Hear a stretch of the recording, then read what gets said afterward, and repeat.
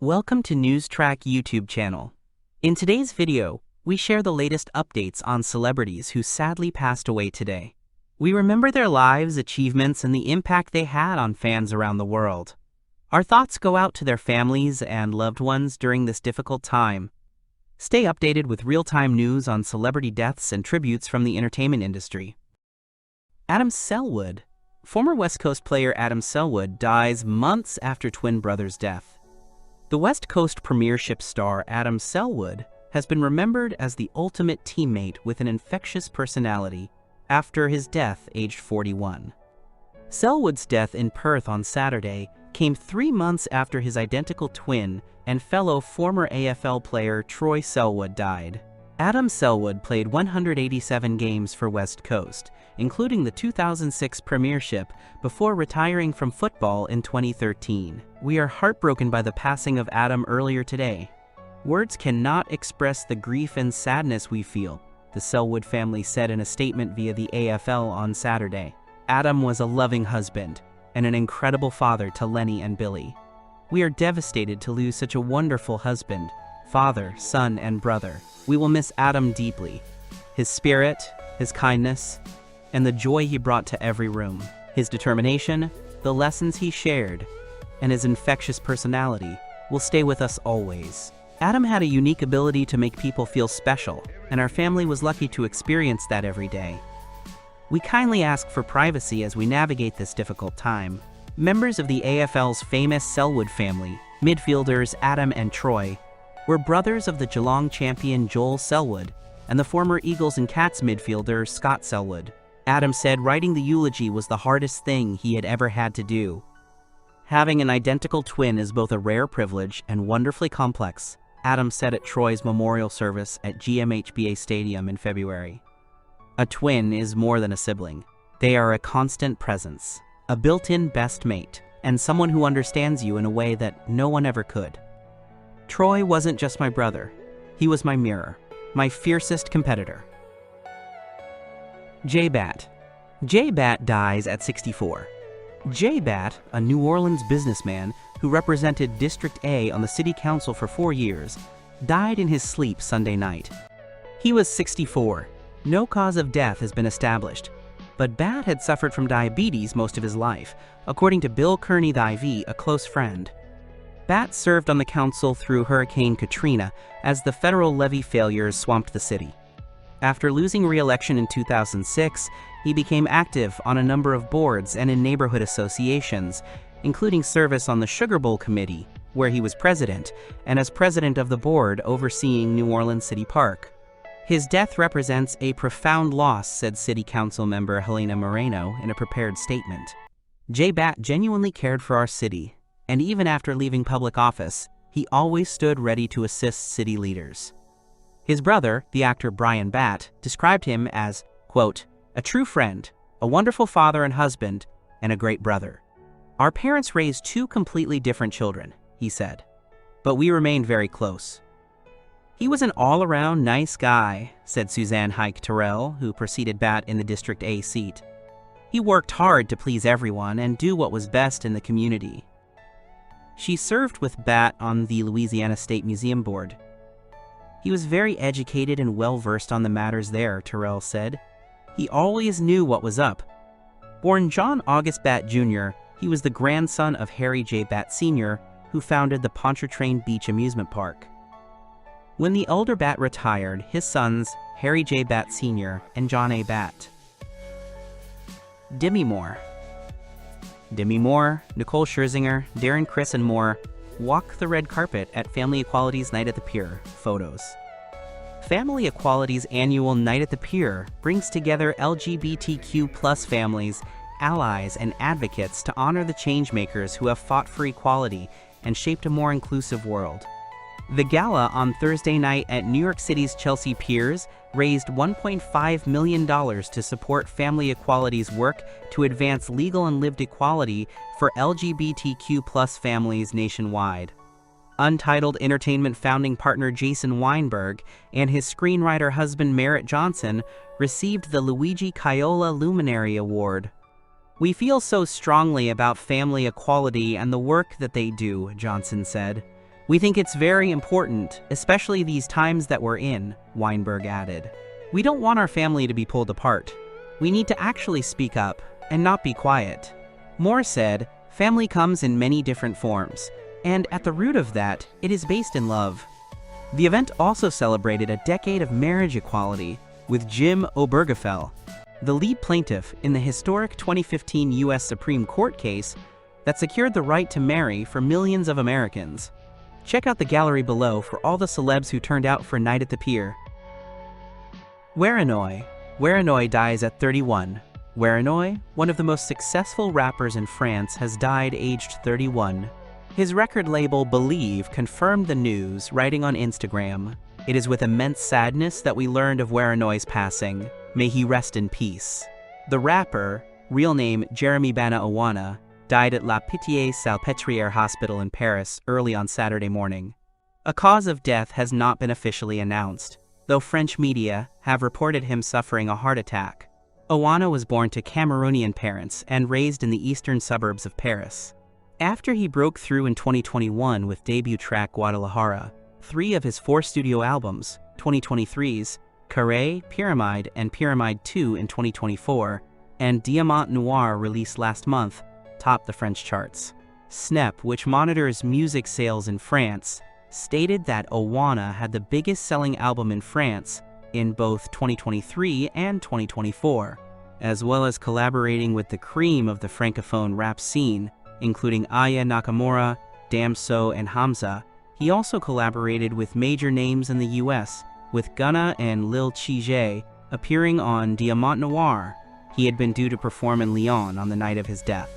Earlier in the week, he had won Album of the Year for Pyramide 2 at Les Flammes, a French award ceremony honoring the best in rap and other music of Black origin. He was unable to attend and sent a video message showing his arm in a sling, describing a, quote, "a big injury."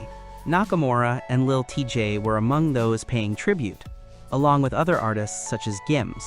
For 204 years, The Guardian has pursued independent journalism with purpose, rigor, and resolve. But now, in 2025, we face new kinds of challenges, of a type largely unimaginable in the past. Marianne Bernadotte. Countess Marianne Bernadotte has died in her sleep at the age of 100. Was she an actress before her marriage? Countess Marianne Bernadotte, who celebrated her 100th birthday in July of last year, was the oldest member of the Swedish royal family. Tributes have been pouring in for Countess Marianne Bernadotte, who has died at the age of 100. Swedish violin soloist Christian Svarfar paid tribute to her on Instagram and wrote, "Many of us have a lot to thank Marianne Bernadotte for, not only for her elegance, strength, and glow, but for her deeply known commitment to young artists.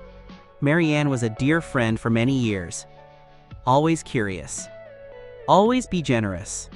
Through the Bernadotte Art Awards and her Artist Fund, she has carried forward generations of young creators. I am deeply grateful for all the conversations we had, and for the support you also gave me."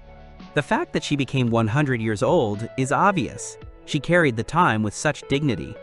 Hello magazine reported that the news was confirmed by the Swedish palace, who paid tribute to Marianne. In a statement, they highlighted her work on supporting causes that offered research and care for people living with conditions like dementia, pediatric eye care, and disabilities. Countess Marianne Bernadotte was married to Count Sigvard Bernadotte, who passed away in 2002. According to the Swedish Royal Court's website, until his marriage to the German Erika Patzek in 1934, he held the titles Prince of Sweden and Duke of Uppland. His marriage to Erika Patzek was dissolved in 1943. The following year, he married the Dane Sonja Robert. They divorced in 1961. Sigvard Bernadotte's third wife, whom he married in 1961, was Marianne Lindberg. Duncan Campbell. Duncan Campbell dies at 80.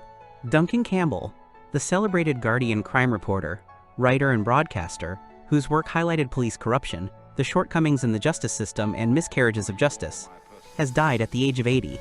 Campbell was one of the most respected crime correspondents of his generation, fearlessly pursuing police corruption and reporting on some of the most high-profile criminal cases of recent decades, including the Rosemary West trial and the Hatton Garden heist. Campbell joined The Guardian in 1987.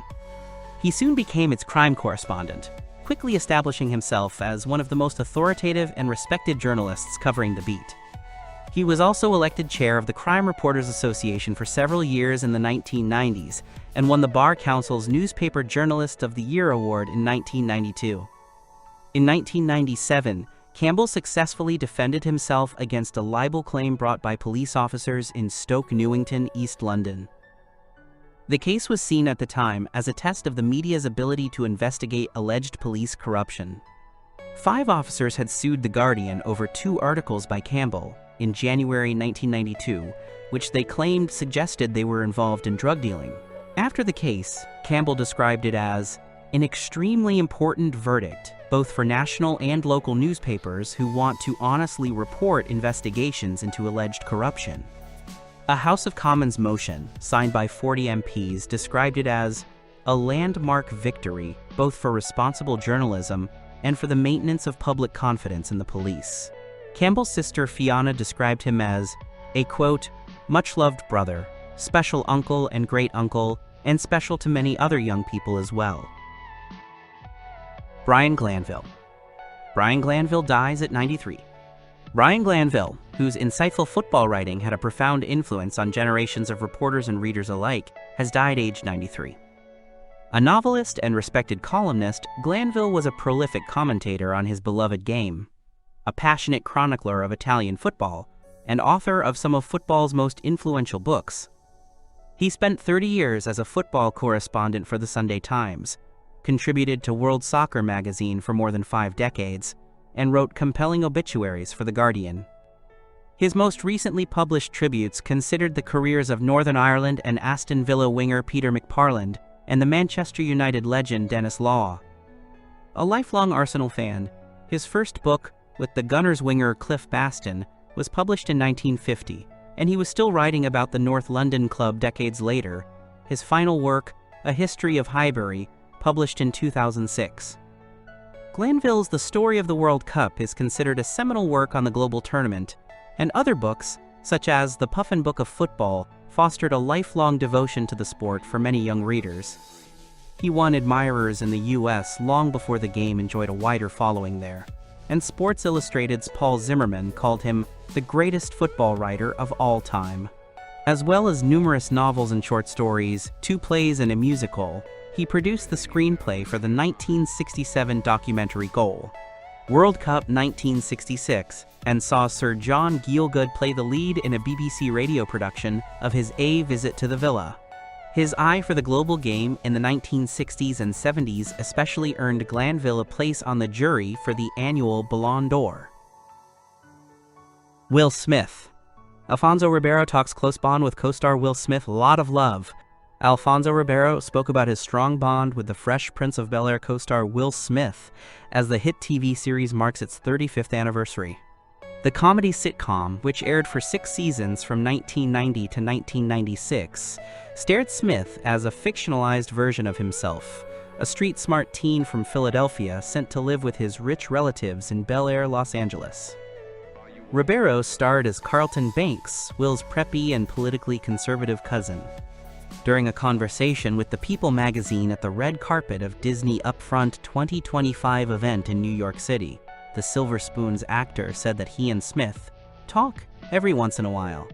"I talk to everyone when I can," he said of the cast of the 90s show. "We're all obviously doing many different things, but there's a lot of love, and 35 years is pretty special." Previously, Smith revealed on an episode of VICE's Black Comedy in America that his bond with Ribeiro was one of the, quote, creative relationships that totally transformed his life. He said that Ribeiro was one of those people who are able to understand you, then craft things for you to create and shine and explode. The Fresh Prince of Bel-Air catapulted Will Smith to global stardom and introduced audiences' successful black family in a positive light. Decades later, it is still seen as a classic with big cultural impact. Peter Lax. Peter Lax dies at 99. Peter Lax, whose work at the intersection of mathematical theory and application redefined how scientists used new computing technology to solve the technical problems of the Cold War, from designing aircraft and weapons to predicting the weather, died on Friday at his home in Manhattan. He was 99. His son, Dr. James D. Lax, confirmed the death. As the computer age was dawning, Dr. Lax, a native of Hungary, led the way in figuring out how the new technology could be harnessed to mathematics for the purpose of analyzing complex phenomena in nature, technology, and warfare. His theoretical breakthroughs and his leadership in developing large-scale computing infrastructure produced new ways to characterize and predict phenomena as varied as storm fronts, shock waves, and stock prices. In 2005, he was the first applied mathematician to win the Abel Prize in mathematics, the closest equivalent to the Nobel Prize. Presented at a ceremony in Oslo, the prize recognized his contributions to the field of partial differential equations, the mathematics of things that move and flow. He has been described as the most versatile mathematician of his generation, the prize citation said. Dr. Lax's engagement with the new field of electronic computing grew out of his wartime weapons research. Working with the Manhattan Project in Los Alamos, NM, in 1945 and 1946, he performed intricate calculations for the development of the atomic bomb. His work at the Current Institute of Mathematical Sciences at New York University rapidly altered the trajectory of the computing field, supporting new uses of computers in the analysis of complex systems. John E. Bryson. John E. Bryson dies at 81. The entire Edison International Southern California Edison and Trio community is deeply saddened to learn of the passing of John Bryson, who served as Edison International's chairman and CEO from 1990 to 2008. John passed away Tuesday, May 13th, at age 81. He was a groundbreaking leader whose remarkable career ranged from a founding role in the environmental movement to public service as the U.S. Secretary of Commerce. "Our industry has lost a true legend, and I have lost a mentor," said Pedro Pizarro, president and CEO of Edison International. John's steady leadership during the California electricity crisis and the industry's restructuring 2 decades ago set a guiding model for me as we navigate a changing utility landscape. After graduating from Stanford University and Yale Law School, John co-founded the Natural Resources Defense Council in 1970. He was one of the earliest to sound the alarm about the impacts of climate change and was a vocal advocate to advance energy efficiency, renewable energy, and electric transportation. He later chaired the California State Water Resources Board, 1976 to 79, and served as president of the California Public Utilities Commission, 1979 to 82. John joined SCE in 1984 as senior vice president for legal and financial affairs. His first major assignment was to analyze whether the company should develop a competitive power business, newly permitted under changes in federal law, which would be independent of the utility. John strongly recommended its development. Subsequently, the company developed a series of successful cogeneration projects in California and the western United States, created a new parent company, Edison International, and formed a new subsidiary that became Edison Mission Energy. Tom Cruise. Tom Cruise has long been the embodiment of fearless ambition, a man who chased the edge, leapt from buildings, and ran full speed into the hearts of audiences around the world. From Top Gun to Mission Impossible, he gave us more than action. He gave us intensity, dedication, and an unwavering belief in pushing limits. But now, far from the stunts and sets, Tom is facing a deeply personal battle. His health is very poor, and for those who love him most, there is a growing concern that the risk to his well-being may be increasing. It's hard to imagine someone like Tom in stillness. He's always been in motion, always reaching, striving, doing what others wouldn't dare. But even the strongest bodies can tire, and even the most disciplined minds can face moments of surrender. In recent months, those closest to him have seen the change. The pace has slowed, the weight has grown heavier. His strength, once seemingly limitless, is now guarded, precious. And yet, even in illness, his spirit remains unshaken. There is courage in the quiet, grace in the way he continues to care, to connect, to reflect on a life lived at full throttle. Tom Cruise has never been just a star. He is a storyteller, a relentless dreamer, someone who never gave up no matter the odds. The world now watches with empathy and hope. His fans, spanning generations, remember the impact he made, the roles, the risks, the moments that made our hearts race. And in this chapter of uncertainty, that same world surrounds him with love and strength. As the road ahead becomes more fragile, one truth holds steady. Tom Cruise gave everything he had to his craft, to his audience, to his mission. And now we give back, in gratitude, in prayer, and in quiet solidarity. He is not alone. Not now, not ever.